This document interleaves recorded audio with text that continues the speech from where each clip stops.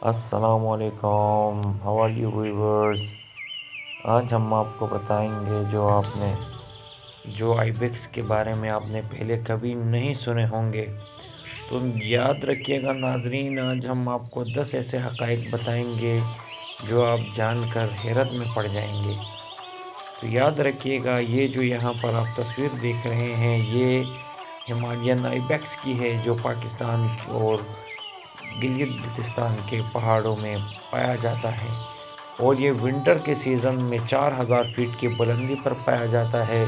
जो ही गर्मियाँ आती हैं ये 2000 फीट की बुलंदी पर आपको इजीली मिल जाते हैं। तो सबसे पहला फैक्ट आज हम आपको बताएंगे कि क्यों ये जो आइबेक्स इतने मुश्किल क्लिफ्स के ऊपर या चट्टानों के ऊपर इजीली जो है वो चढ़ जाता है। जैसे कि आप यहाँ देख सकते हैं कि एक हाई एल्टीट्यूड पे ये मारखोर आपको नज़र आ रहा है। तो उसका फैक्ट याद रखिएगा स्टूडेंट्स, यहाँ पर जो आपको इसके होफ्स नज़र आ रहे हैं, जो पैर नज़र आ रहे हैं, कुदरत ने इनको कनकेव शेप का बनाया है। ये जो होफ्स हैं कनकेव यानी इसके ये जो होफ्स हैं ये अंदर की तरफ मुड़े हुए हैं, जिसकी वजह से ये डिफरेंट रॉक्स के ऊपर ईज़िली उस पर ग्रिप हासिल कर लेते हैं और स्पीड के साथ क्या करते हैं ये वहाँ पर उन मुश्किल चट्टान के ख़तरनाक रास्तों पे ईज़िली ये रन भी कर सकते हैं और वॉक भी कर लेते हैं।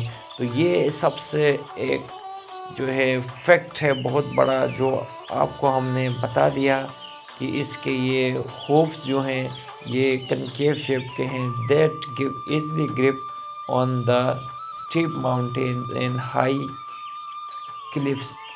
मुख्तलिफ मुश्किल चट्टानों और ऐसी ऊंचाइयों के ऊपर ये इजली ग्रिप हासिल कर देते हैं, क्योंकि इसी की वजह से ये ग्रेविटी इन पे कम एक्ट होती है। जैसे कि आप यहाँ देख सकते हैं कि यहाँ पर एक मारखोर ऊपर बड़े पुरसुकून अंदाज में बैठा हुआ है, सबसे बुलंदी पर देखें बादलों को ये टच कर रहा है।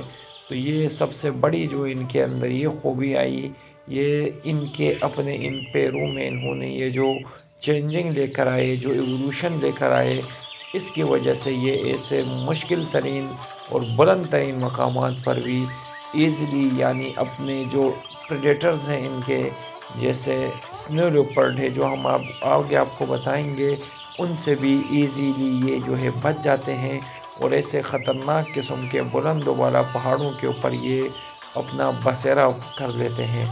तो ये है हिमालयन आइबेक्स, और जिसके बारे में ये फैक्ट्स आप जान रहे हैं। तो अब याद रखिएगा नाजरीन, ये जो हिमालयन आइबेक्स है ये ज़्यादातर 60 से 100 केजीज़ इनका जो है वज़न होता है, अगर इनके हम मांस की बात करें। और इनमें जो ख़ूबसूरत चीज़ है जिसकी वजह से ये फेमस है, ये इनके सींग हैं जो कि कर्व शेप में हैं। और अब इनकी हम डाइट की बात करते हैं कि ये वहाँ पर खाते क्या हैं। तो ऊपर यहाँ आप देख सकते हैं कि ये जो मारखोर नज़र आ रहा है, यहाँ पर ये इन्हीं ग्रीन प्लांट्स को क्या करते हैं, अपनी खुराक का ज़रिया बना लेते हैं।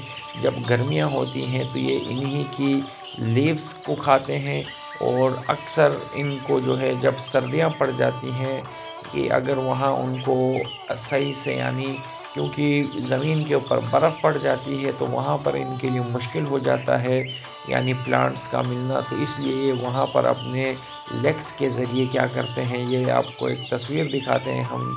देखें इस सीज़न के अंदर ये नीचे अपने लेग्स से बर्फ़ को हटाकर क्या करते हैं, अपने लिए खुराक या डाइट का ज़रिया बना लेते हैं। तो ये और इनकी वजह से देखें ये मुख्तलिफ यहाँ पर नेचुरल वेजिटेशंस होती हैं, मुख्तलिफ प्लांट्स फ्लोरा हैं, इनको खाते हैं और इनके बॉडी के अंदर यानी मुख्तलिफ़ किस्म के विटामिन्स, प्रोटीन्स और ऐसे फैट्स स्टोर होते हैं जो इंसानों के लिए बहुत फ़ायदेमंद हैं। जब भी आप देखते हैं कि इनकी एक सीज़न में बाकायदा ट्रॉफ़ी हंटिंग की जाती है। अब अगर हम बात करें इनको थ्रेट्स क्या है, तो याद रखिएगा इनके जो प्रेडेटर्स हैं, सबसे ज़्यादा इनको जो शिकार करने वाले जो नेचुरल प्रेडेटर है वो ये जो आपको दो यहाँ पर स्नो लेपर्ड्स नज़र आ रहे हैं। ये ज़्यादातर आइबेक्स का शिकार करते हैं और इनको अपने फूड का ज़रिया बना लेते हैं। सिर्फ आइबेक्स को स्नो लेपर्ड से ही ख़तरा नहीं है यहाँ पर इसके और भी शिकारी हैं। तो एक दूसरा इसका जो प्रेडेटर है वो है ब्राउन बेयर, और ये आप देख सकते हैं इस तस्वीर के ऊपर ब्राउन बेयर और अपने 2 यहाँ कप्स के साथ मौजूद है। तो ये भी इनके लिए बहुत बड़ा ख़तरा है इनकी पॉपुलेशन को कम करने का, क्योंकि ज़्यादातर ये ब्राउन बेयर भी आइबेक्स को अटैक करके अपनी डाइट इनसे हासिल कर लेता है। और ये ब्राउन बेयर भी पाकिस्तान के देवसाई नेशनल पार्क का एंडेमिक स्पीशी है जो सिर्फ वहीं पर पाई जाती है। तो ये आप इसके अलावा अगर हम बात करें तो स्टूडेंट्स अब इनको बचाने के लिए हमें क्या करना चाहिए, तो सबसे पहले जो हमने यहाँ आपको दिखाया है हैबिटाट रिस्टोरेशन, यानी ये जिस हैबिटाट में रहते हैं,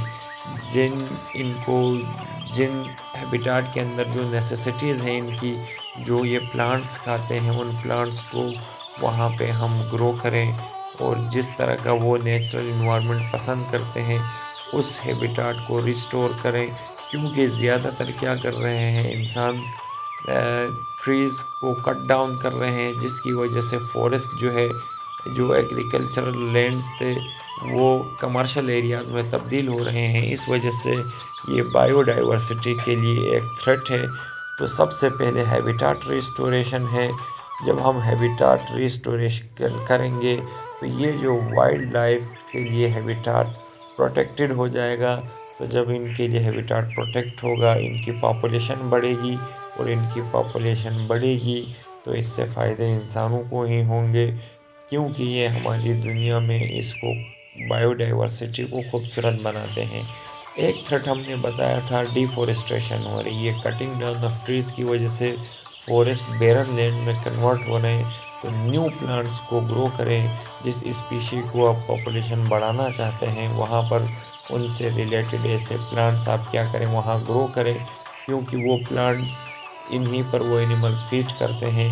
और ऐसे यानी हमें चैनल्स बनाने चाहिए। ठीक है, आप कमर्शियल जो है पर्पस के लिए प्रोजेक्ट्स करते हैं, इंडस्ट्रीज़ डेवलप करते हैं, तो ये बेहतरीन हमने सोल्यूशन दिया है। नीचे से रोड जा रहा है और ऊपर से ऐसे वॉक थ्रूज हैं जहाँ से जो वाइल्ड लाइफ है वो इजीली बग़ैर इंटरेक्शन के ह्यूमन बींग्स से अपनी पॉपुलेशन को वो क्या कर सकते हैं, बढ़ा सकते हैं।